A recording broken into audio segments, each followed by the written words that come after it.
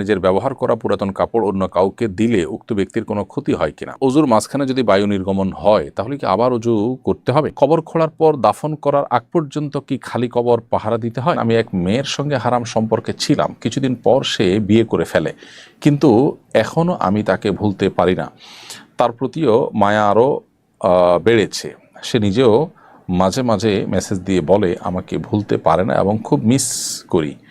কি করলে আমার মন ভালো হবে এবং আল্লাহর সন্তুষ্টি অর্জন করতে পারবো? আমি চ্যাটজিপিটির মাধ্যমে নিয়মিত শরিয়া সংক্রান্ত উত্তর নেই, সেখানে দলিল সহ উত্তর আসে, এটা কতটুকু গ্রহণযোগ্য?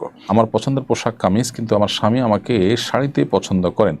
পোশাক পরিধানের ক্ষেত্রে কার পছন্দকে প্রাধান্য দিবে? সিজদা অবস্থায় ফ্লোর থেকে পা উঠে গেলে নামাজ কি ভেঙে যাবে? আমি সালোয়ার কামিজের উপর হিজাব আর মোজা পরে নামাজ আদায় করি। নামাজের পোশাক হিসেবে এটা যথেষ্ট কিনা? নামাজে মনোযোগ ধরে রাখার জন্য পরামর্শ কামনা করছি। আমি হস্তমৈথুন ছাড়তে পারছি না, টাচ ফোন ছেড়ে বাটন ফোন চালাচ্ছি, তবুও ছাড়তে পারছি না। মনে নারীদের ছবি ভেসে উঠে, আমাকে পরামর্শ উপদেশ দিন। এক ব্যক্তি 4 লাখ টাকা মোহরানা ধার্য করে বিয়ে করেন, বাসরাতে 1 লাখ টাকা স্ত্রীকে দেন, তখন স্ত্রী বলেন তোমাকে অবশিষ্ট টাকা মাফ করে দিলাম। পরে যখন তাদের তালাক হয়, স্ত্রী অবশিষ্ট টাকাও দাবি করে, মাফ করে দেওয়ার টাকা দাবি করা জায়েজ আছে কিনা? চলুন তাহলে আর বিলম্ব না করে আমরা আমাদের প্রশ্ন উত্তরের পালায় প্রবেশ করি। সাকিব হোসেন আপনি লিখেছেন অজুর মাঝখানে যদি বায়ু নির্গমন হয় তাহলে কি আবার অজু করতে হবে? উত্তর হলো ভাই সাকিব, যে অজুর মধ্যে যদি বায়ু নির্গমন হয় তাহলে অজু আপনাকে শুরু থেকে করতে হবে। অর্থাৎ মাঝে যে পর্যায়ে আপনি হাত ধুয়েছেন, মুখ ধুয়েছেন, তারপরে অজু ভঙ্গ হয়েছে, এখন আপনি এখান থেকে কন্টিনিউ করলে হবে না, বরং শুরু থেকে আবার অজু করতে হবে, কারণ অজু ভঙ্গের কারণ পাওয়া গেছে, মানেই হলো নতুন করে আপনার উপরে উজু আবশ্যক হয়েছে, অতএব শুরু থেকে উজু করতে হবে। এরপরে প্রশ্ন হলো সিজদা অবস্থায় ফ্লোর থেকে পা উঠে গেলে নামাজ কি ভেঙে যাবে? উত্তর হলো নবী করিম সাল্লাল্লাহু আলাইহি ওয়াসাল্লাম বলেছেন উমিরতু আন আসজুদা আলা সাবআতি আযম, আমাকে 7টি অঙ্গের উপর সিজদা করতে আদেশ করা হয়েছে। অতএব নাক, কপাল এবং 2 হাত, 2 হাঁটু এবং 2 পায়ের পাতা বা 2 পায়ের আঙ্গুল, এই 7টি অঙ্গকে ফ্লোরের সাথে মিশিয়ে সেজদা করতে হবে। এখন যদি কেউ এর মধ্যে কোনো একটি অঙ্গ ফ্লোরে টাচ না করেন তাহলে তার নামাজ হবে না। আর যদি টাচ হয়েছে এক মুহূর্তের জন্য আবার একটু উঠে গেছে তাহলে এটা মাকরু হবে, কিন্তু নামাজটা হয়ে যাবে। অতএব পুরো সেজদা জুড়ে যদি আপনার ফ্লোর থেকে পা উঠে যায় বা উঠা থাকে তাহলে সেক্ষেত্রে আপনার নামাজ হবে না, বা ওয়াজিব তরককারী হবেন, সেক্ষেত্রে আপনাকে সিজদা সাহু দিতে হবে, অথবা যদি নামাজের পরে এটি জানতে পারেন তাহলে সে নামাজ পুনরায় আদায় করতে হবে। অবশ্য কোনো ওজোর কারণে এরকম হয়েছে যে আপনি পাও রাখার কোনো স্কোপ নাই, সেটা ভিন্ন কথা, তাহলে সেক্ষেত্রে নামাজ হয়ে যাবে, কোনো গুনাহ হবে না এবং সিজদা সাহু দিতে হবে না। এরপরে সাইফুর রহমান লিখেছেন এক ব্যক্তি 4 লাখ টাকা মোহরানা ধার্য করে বিয়ে করেন, বাসরাতে 1 লাখ টাকা স্ত্রীকে দেন, তখন স্ত্রী বলেন তোমাকে অবশিষ্ট টাকা মাফ করে দিলাম। পরে যখন তাদের তালাক হয়, স্ত্রী অবশিষ্ট টাকাও দাবি করে, মাফ করে দেওয়ার টাকা দাবি করা জায়েজ আছে কিনা? উত্তর হলো যে কোনো ধরনের চাপ ছাড়া স্ত্রী যদি স্বেচ্ছায় তার সেই মহরের অবশিষ্ট টাকা মাফ করে থাকেন তাহলে সেটি মাফ করাটা বিশুদ্ধ। আল্লাহ সুবহানাহু ওয়া তাআলা বলেছেন যে ফাইন তিবনা লাকুম মিনহু শাইআ ফাকুলু হানিআম মারিআ, স্ত্রী যদি মহর থেকে কিছু অংশ তোমাদেরকে ছেড়ে দেয় তাহলে তোমরা সেটা নিজেরা ভোগ করতে পারো, অর্থাৎ এটি জায়েজ আছে এবং স্বামীর জন্য এটা ভোগ করাও জায়েজ আছে। তবে স্ত্রী যদি মাফ করে দিয়ে থাকেন তাহলে স্বামীর জন্য সেটা হালাল হয়ে গেছে, এখন আর স্ত্রী সেটিকে ফেরত নেওয়ার সুযোগ নেই। তবে যদি এমন হয় যে স্ত্রীকে বা কোনো একটা পরিবেশ তৈরি করে স্ত্রীর কাছ থেকে এটা আদায় করা হয়েছে, স্ত্রী সন্তুষ্ট ছিলেন না, তাহলে সেক্ষেত্রে স্বামীর জন্য এটা ভোগ করা জায়েজ নয়। আর স্ত্রী স্বেচ্ছায় নিজে থেকে তিনি খুশি হয়ে মাফ করে দিয়েছেন, সেটা মাফ হয়ে গেছে এবং এটা পুনরায় দাবি করবার সুযোগ নেই। এরপর এমডি আলামিন হোসেন আপনি লিখেছেন কবর খোঁড়ার পর দাফন করার আগ পর্যন্ত কি খালি কবর পাহারা দিতে হয়? উত্তর হলো না, এমন কোনো কথা নেই যে খালি কবর পাহারা দিতে হবে, এরকম কোনো বাধ্যবাধকতা শরীয়তে কোথাও উল্লেখ হয়নি। যদি পারিপার্শ্বিক কোনো কারণ থাকে যেটি আসলে পাহারা দেওয়ার জন্য আবশ্যক, সেটা ভিন্ন বিষয়, এছাড়া সাধারণ অবস্থাতে এটি কোনো আবশ্যক বিষয় নয়। এরপরে লিখেছেন আয়েশা ইসলাম নামাজে মনোযোগ ধরে রাখার জন্য পরামর্শ কামনা করছি। বোন আয়েশা ইসলাম, নামাজে মনোযোগ ধরে রাখার জন্য অনেকগুলো উপায় আছে, তার মধ্যে একটা হলো নামাজের ডিউরেশন বা সময়সীমা বাড়িয়ে দেওয়া। আপনি যেই নামাজ পড়তে 2 মিনিট বা 3 মিনিট লাগছে আপনার, সেই নামাজ পড়তে আপনি ডাবল সময় 5 থেকে 6 মিনিট 7 মিনিট ব্যয় করুন। যে নামাজ পড়তে আপনার 10 মিনিট লাগছে 4 রাকাত বিশিষ্ট নামাজ, সেটা পড়তে আপনি 15 মিনিট লাগানোর চেষ্টা করুন। ইনশাআল্লাহ দেখবেন নামাজের প্রতি মনোযোগ বাড়ছে। রুকুতে আপনি সচরাচর যে পরিমাণ সময় দেন তার চেয়ে বেশি সময় দেওয়ার চেষ্টা করেন, রুকু থেকে উঠে যে পরিমাণ অপেক্ষা করেন তার চেয়ে বেশি অপেক্ষা করেন। এভাবে আপনার নামাজের সময়সীমাকে বাড়িয়ে দিলে ইনশাআল্লাহ বিদিন আপনার নামাজের প্রতি মনোযোগ বাড়বে। দ্বিতীয়ত, নামাজে যে দোয়া, জিকির এবং আল্লাহর কাছে যে সমস্ত নিবেদনগুলো আমরা পেশ করে থাকি সেগুলোর বাংলা অর্থ যদি আমরা বুঝি এবং সেদিকে খেয়াল করার চেষ্টা করতে পারি, ইনশাআল্লাহ নামাজে মনোযোগ ধরে রাখা সহজ হবে। ফারহানা শারমিন বোন আপনি লিখেছেন, আমি একজন গর্ভবতী, আমার বমি হয় আর অজু ভঙ্গের কারণ হচ্ছে মুখভর্তি বমি হয়। যদি আমার অজু অবস্থায় বমি হয়ে যায়, এই অবস্থা আমার করণীয় কি? আর যতবার বমি করব ততবারই কি অজু করতে হবে? উত্তর হলো যে মুখ ভরে যদি বমি হয় তাহলে সেক্ষেত্রে আপনার অজু ভঙ্গ হয়ে যাবে, আর যদি অল্প অল্প বমি হয় তাতে অজু ভঙ্গ হবে না। তো যদি এরকম হয় যে ঘন ঘন আপনার বমি হয়, প্রত্যেকবারই মুখ ভর্তি হয়েই বমি হয়, তাহলে আপনি বমি হওয়ার পরে অজু করে 4 রাকাত নামাজ, পুরো ওয়াক্তের মধ্যে 4 রাকাত নামাজ বা যেই কয়েক রাকাত আছে ওই ওয়াক্তের নামাজ, সেই কয়েক রাকাত নামাজ পড়ার মতো সময় যদি পান, তাহলে আপনার অজু করে আপনাকে নামাজ পড়তে হবে। আর যদি আল্লাহ মাফ করুক অনবরত এরকম বমি হতে থাকেই, সাধারণত পুরো একটা ওয়াক্তের সবটুকুন সময় এভাবে অনবরত বমি আসলে হয় না, হলে মানুষ বাঁচার কথা না বা স্বাভাবিক সুস্থ থাকার কথা না। এজন্য আপনার হালকা হালকা একটু বমি হলেও ফাঁক দিয়ে নামাজ পড়ে নেবেন। আর এর জন্য যদি একবারের বেশি দুইবার বেশি 3 বার অজু করা লাগে, তারপর সেই কষ্টটা করবেন এবং এর জন্য আল্লাহর কাছে বিনিময় কিন্তু কম পাবেন না, 3 বার অজু করার সবই আপনি লাভ করবেন। এরপরে ইনোসেন্ট নীরব আপনি আইডি থেকে লিখেছেন, আমি হস্তমৈথুন ছাড়তে পারছি না, টাচ ফোন ছেড়ে বাটন ফোন চালাচ্ছি তবুও ছাড়তে পারছি না, মনে নারীদের ছবি ভেসে উঠে, আমাকে পরামর্শ উপদেশ দিন। প্রথম কথা হলো যে এই জাতীয় পরিস্থিতিতে নিজেকে বাঁচাবার জন্য, বিশেষ করে এই বদভ্যাস থেকে রক্ষা পাওয়ার জন্য আমাদের একটা নির্দিষ্ট সময়ের জন্য কোনো এমন পরিবেশে চলে যাওয়া উচিত যেখানে আসলে নিঃসঙ্গতার স্কোপ থাকে না, অনেক বেশি ব্যস্ততার মধ্যে সময় কাটাতে হয়, নির্জনতার স্কোপ খুব বেশি থাকে না। অতএব নিজে এই গুনাহ থেকে বাঁচার এক্সারসাইজটা সেখানে খুব ভালোভাবে হয়ে যায়। তো এরকম পরিবেশ বা এরকম পরিস্থিতিতে আপনি চেষ্টা করতে পারেন চলে যাওয়ার, তাহলে ইনশাআল্লাহ হয়তো আপনার এই গুনাহ থেকে বাঁচাটা সহজ হবে। এর বাইরে যদি অবিবাহিত হয়ে থাকেন তারা দ্রুততার সাথে বিয়ে করা ফেলা উচিত, ইনশাআল্লাহ বিদিল্লাহ সেটিও আপনাকে এই বদভ্যাস ছাড়তে সহায়ক ভূমিকা রাখবে। নাজিরা ফাল্গুনি আপনি লিখেছেন, আমি সালোয়ার কামিজের উপর হিজাব আর মোজা পরে নামাজ আদায় করি, নামাজের পোশাক হিসেবে এটা যথেষ্ট কিনা? উত্তর হলো, নামাজের সময় মেয়েদের হাত পা এবং মুখমণ্ডল ছাড়া, হাত পা বলতে হাতের কবজি, 2 হাতের কবজি এবং পায়ের পাতা, তলার অংশ এবং আপনার মুখমণ্ডল, এটুকু ছাড়া পুরো শরীর ঢাকতে হবে। এখন এটা ঢাকার জন্য আপনি যে কোনো পোশাক যেটা ঢাকতে পারবেন সেটি জায়েজ হবে, হতে পারে সেটা মেক্সি, হতে পারে বড় কোনো একটা ওড়না বা অন্য কোনো পোশাক। তো সাধারণত যে পোশাকে হাতের পায়ের গোছা কিংবা হাতের এ অংশ কিংবা কাঁধ, গলা, বুকের কোনো অংশ বা পেটের কোনো অংশ উন্মুক্ত থাকে, সেটা পরে নামাজ পড়লে নামাজ হবে না। যদি ওটা পরে নাও তাহলে সেক্ষেত্রে এটার উপরে অন্য কোনো পোশাক দিয়ে অংশগুলোকে ঢেকে তারপরে আবৃত করে নামাজ পড়তে হবে, কারণ এটি নামাজের জন্য আবশ্যক, সতর ঢাকা ফরজ। এরপরে প্রশ্ন হলো, এক বোন লিখেছেন, আমি ওমরায় এসেছি, আমি পিরিয়ড বন্ধের জন্য ওষুধ খাচ্ছিলাম, মক্কায় আসার পর ওষুধ খাওয়ার সময় তারতম্য হওয়ায় এবং অধিক হাঁটার কারণে তফরত অবস্থায় পিরিয়ড শুরু হয়ে গেছে। এখন আমি কি আবার ওষুধ খেয়ে পিরিয়ড বন্ধ করে ওমরা সম্পন্ন করতে পারবো নাকি 3 দিন অপেক্ষা করতে হবে? উত্তর হলো, যেহেতু পিরিয়ড শুরু হয়ে গেছে, যেভাবেই হোক না কেন এটি শেষ হওয়ার জন্য অপেক্ষা আপনাকে করতে হবে, তারপর আপনি ওমরার কাজ সম্পন্ন করবেন।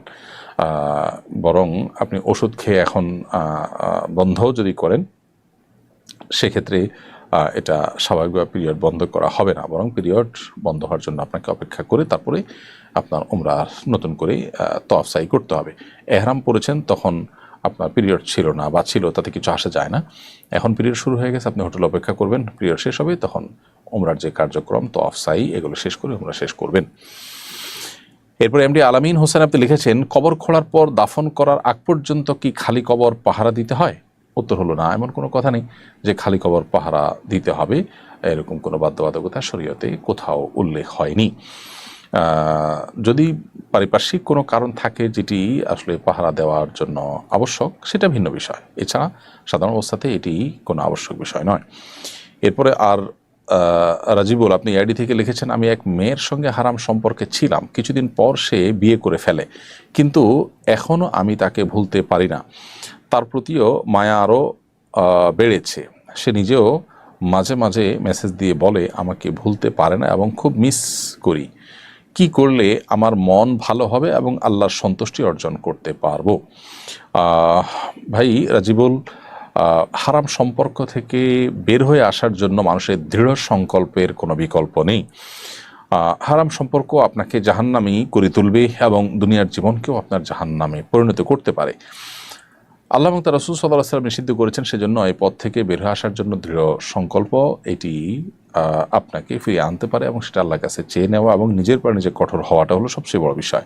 এই যে ভুলতে পারছেন না বলছেন, আপনি যদি ভোলার জন্য প্রয়োজনে কোনো অভিজ্ঞ বা এক্সপার্ট মানুষদের সাহায্য নেন, কোনো প্রয়োজনে কোনো মনোরোগ বিশেষজ্ঞ সাহায্য নেন যিনি দিনদার মানুষ, যদিও এক্ষেত্রে দিনদার মানুষদের উপস্থিতি বা আনাগোনা কম, তারপরও আপনি চেষ্টা করে যতটুকু পান ততটুকু সাপোর্ট যদি আপনি নেন, ইনশাআল্লাহ আশা করা যায় আপনি এখান থেকে ফিরে আসতে পারবেন। প্রয়োজনে আপনি ভালো কোনো জায়গায় বিয়ে করার চেষ্টা করেন এবং সেখানে ইনভলভ হয়ে গেলে আশা করা যায় ধীরে ধীরে আপনি ভুলে যাবেন এবং এই যে তার সাথে মেসেজ আদান প্রদান করার ব্যাপারটা সেটা আপনি বন্ধ করে দিতে হবে।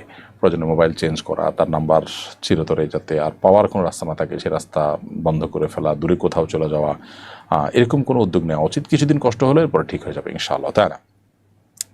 তামিম হাসান লিখেছেন, আমার বাবা মায়ের মধ্যে ঝগড়া বিবাদ লেগেই আছে, সন্তান হিসেবে আমার করণীয় কি? ভাই তামিম হাসান, আপনি তাদেরকে বোঝাবার চেষ্টা করবেন, আপনার সন্তান সুলভ চেষ্টা যেটা সেটা আপনি করবেন।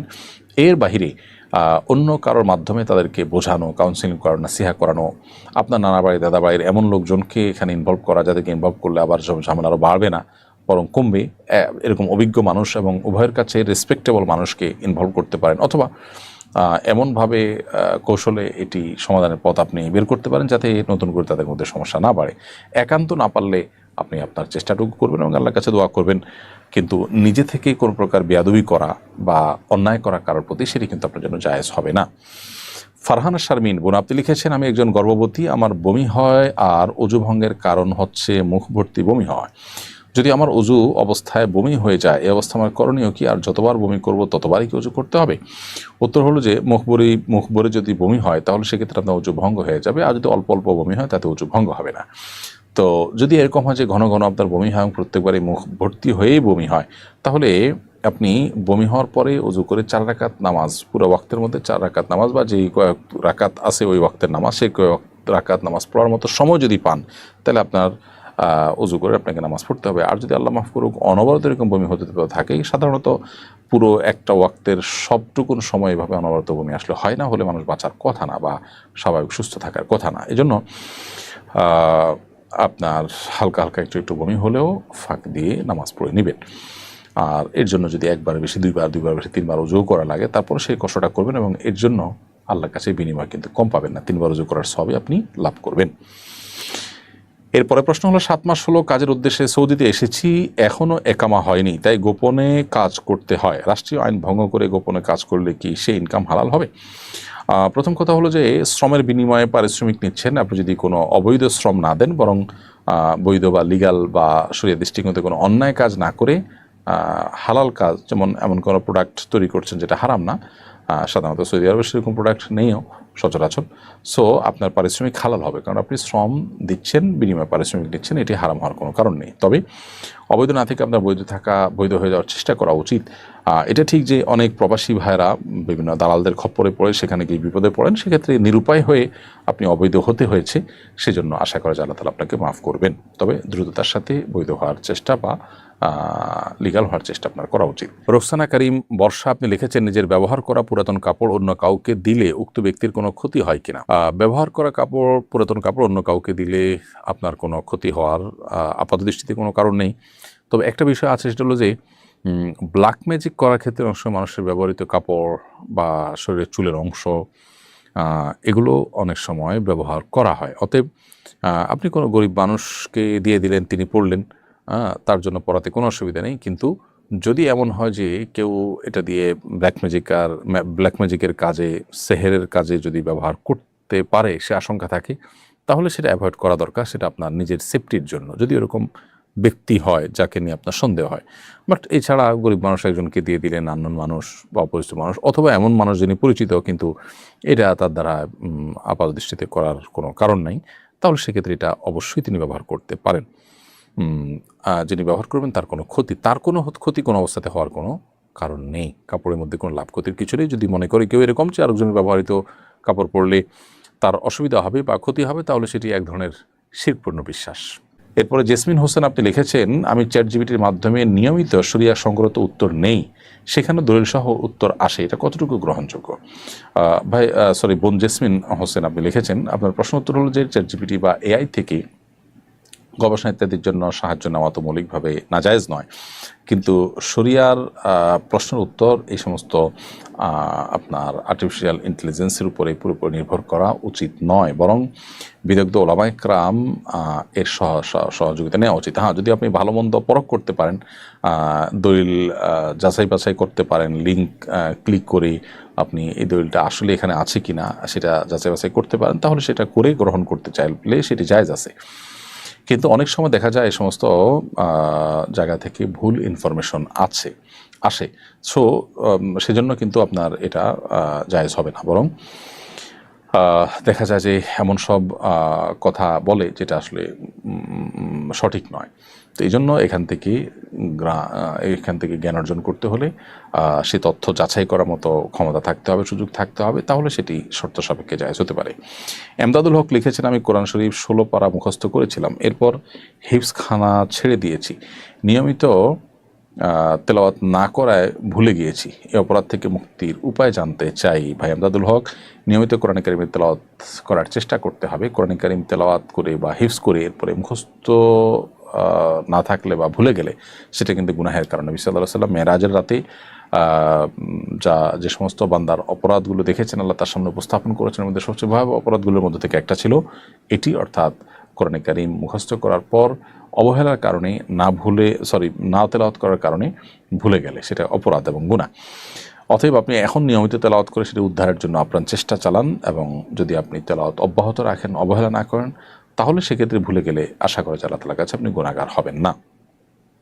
তবে যদি পুনরায় আর উদ্ধার করা সম্ভব না হয়, তাহলে সেক্ষেত্রে ভুলে যাওয়া পারাগুলোকে পুনরায় মুখস্থ করার চেষ্টাটা আপনার করা দরকার। চেষ্টাটা করলে আশা করা যায় আল্লাহ তাআলা মাফ করবেন। এরপর প্রশ্ন হলো, আমার পছন্দের পোশাক কামিজ, কিন্তু আমার স্বামী আমাকে শাড়িতে পছন্দ করেন।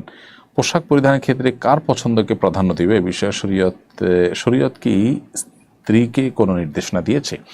মৌলিকভাবে তো সাধারণ এবং স্বাভাবিক অবস্থা, বিশেষ করে অন্যান্য মানুষজন থাকে বাসায়, এরকম অবস্থাতে শাড়ির চাইতে কামিজ মানুষের মহিলাদের সতর ঢাকার জন্য অধিকতর উপযোগী, এতে কোনো সন্দেহ নেই। কিন্তু স্বামী যদি আপনাকে শাড়িতে বেশি পছন্দ করেন এবং একান্তে যখন স্বামী স্ত্রী থাকেন এবং অন্য কোনো মানুষ আপনার বাসা বাড়িতে থাকে না, বা যিনি আপনার একান্ত আপনার মাহরাম, ডেফিনেটলি গায়ে মাহরামদের সামনে তো আপনার শাড়ি কেন, কামিজ পরেও মুক্ত চেহারায় বা আপনার মাহরাম মানুষদের মতো করে তাদের সাথে যাওয়া তো এমনিতে জায়েজ নয়। কিন্তু শ্বশুর আছেন বাসায় বা অন্য কেউ আছেন, ছেলেরা বড় আছেন, এরকম পরিস্থিতিতে শাড়ি না পরে কামিজ পরাটা উত্তম। কিন্তু স্বামী যদি এটাকে প্রায়োরিটি দেন বা পছন্দ করেন, সেক্ষেত্রে যাতে করে শরীরের কোনো অঙ্গ প্রত্যঙ্গ দৃষ্টিকটুভাবে খোলা না থাকে সেদিকটা খেয়াল রেখে আপনি শাড়ি পরতে পারেন। আর একান্ত কক্ষে স্বামী যেটা পছন্দ করবে সেটা আপনার পরিধান করাটাই হলো উচিত। তবে খোলাসা কথা হলো, সাধারণ অবস্থাতে আপনার কামিজ পরা সতর ঢাকার জন্য অধিকতর উপযোগী হলেও স্বামী পছন্দ করেন সেটাকে প্রায়োরিটি দিয়ে আপনার শাড়ি পরা উচিত।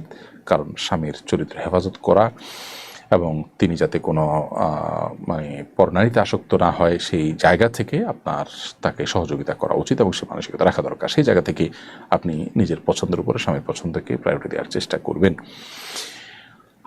তাছাড়া একটা কথা আছে, মানুষ নিজের পছন্দে খাওয়া উচিত, পরে পড়তে হয় অন্যের পছন্দে। অর্থাৎ যে যেটা পরিধান করেন তার নিজের পছন্দ তো কিছু থাকবেই, তাকে দেখতে কতটা ভালো লাগে এটা অন্যরা যতটা জাজ করতে পারেন, নিজে ততটা অনেক সময় জাজ করতে পারেন না। সেটা অবশ্য আরেকটা বিষয়। কিন্তু এখানে স্বামীর পছন্দ অপছন্দের সাথে আপনার বিয়ের যে উদ্দেশ্য সেটির সম্পর্ক আছে, এজন্য এখানে স্বামীর পছন্দটাকে অগ্রাধিকার দেওয়া উচিত। এরপর প্রশ্ন হলো, আব্বুর সর্বসাকুল্য সম্পদ হলো 4 কাঠা জমি। আমি যখন ছোট তিনি সম্পূর্ণটা আমাকে লিখে দিয়েছেন, তখন আমার কোনো ভাই বোন ছিল না। এখন আমরা 4 ভাই বোন, এখন সেই সম্পদটুকু আমার একার পক্ষে নেওয়া জায়েজ হবে কিনা?